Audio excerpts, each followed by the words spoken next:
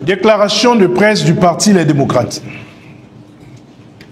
Béninoises et Béninois, chers compatriotes, chers amis des médias, dans la soirée du vendredi 12 septembre 2025, la Direction générale des impôts, à travers un communiqué de presse, a annoncé l'ouverture de la plateforme de demande en ligne et de vérification de la validité de quitus fiscal dans le cadre des élections générales à venir.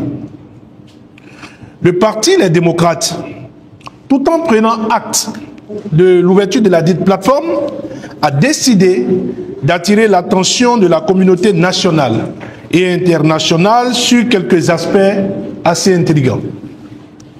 Avant toute chose, nous voulons préciser que l'article 41 nouveau de la loi numéro 2024-13 du 15 mars 2024 portant code électoral qui instaure l'obligation pour tout candidat à une élection de fournir un quitus fiscal des 3 dernières années précédant la date de dépôt de candidature et attestant que le candidat est à jour du paiement de ses impôts n'a pas fondamentalement été remise en cause par le Parti Les Démocrates. Le Parti Les Démocrates a la ferme conviction que tout bon citoyen qui aspire à gérer un mandat public doit être à jour dans le paiement de ses impôts. Cependant, il serait également totalement naïf de ne pas reconnaître que le régime de la rupture utilise la délivrance de cet important document éliminatoire dans la composition des dossiers des différentes élections comme une arme politique redoutable d'exclusion de ses adversaires politiques. Le quitus fiscal, en 2019, tout comme lors des élections législatives de 2023, a été massivement utilisé par le régime en place pour régler des comptes politiques à ses adversaires politiques, quand bien même ces derniers avaient une situation fiscale zéro. Autrement dit, ces derniers ne devaient aucun impôt à l'État du Bénin. Le Parti Les Démocrates se souvient également que l'administration fiscale politisée a procédé à des impositions fantaisistes à ceux qu'elle considère comme des adversaires politiques. Des impositions de plusieurs millions de nos francs à des opposants politiques, alors même que parmi ces derniers, certains avaient déjà reçu leur quitus fiscal pour l'élection présidentielle de 2021, élection à laquelle malheureusement le parti n'a pas pu participer. En somme, le quitus fiscal est utilisé pour nuire et neutraliser les adversaires politiques depuis les dernières élections législatives auxquelles le parti a pu difficilement, je dis bien difficilement, prendre part.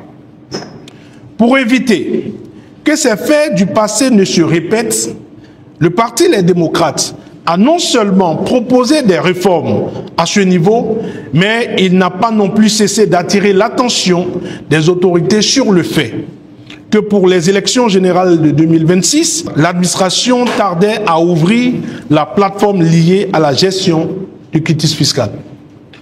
Ainsi, plusieurs courriers ont été envoyés par le Parti Les Démocrates au ministre des Finances, de l'Économie et de la Coopération.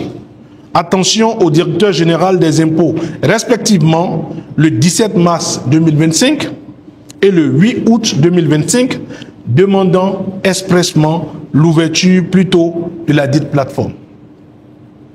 L'ouverture de la plateforme de demande en ligne et de vérification de la validité de quitus fiscal ce vendredi 12 septembre 2025 n'a fait que renforcer les inquiétudes du Parti Les Démocrates selon lesquelles le quitus fiscal serait utilisé une fois encore comme une arme politique pour exclure, pour contrôler et enfin pour éliminer les adversaires politiques des échéances électorales de 2026. Sinon, comment comprendre qu'il soit demandé aux postulants sur la plateforme de préciser le type d'élection pour lequel la demande de quitus fiscal est faite? De plus, la plateforme oblige les citoyens à ne pas pouvoir faire la demande que pour un seul type d'élection. Cette limitation viole les dispositions du Code électoral car rien n'interdit à un citoyen de faire son dossier de candidature pour toutes les élections quand on sait que le dépôt des dossiers se fait à des dates différentes.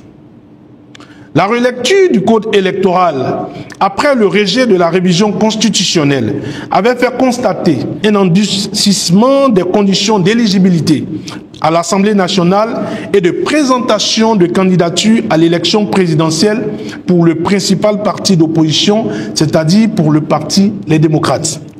Cette précision, demandée aux postulants pour le quitus fiscal, laisse entrevoir une nouvelle épreuve pour les têtes de pont du parti Les Démocrates.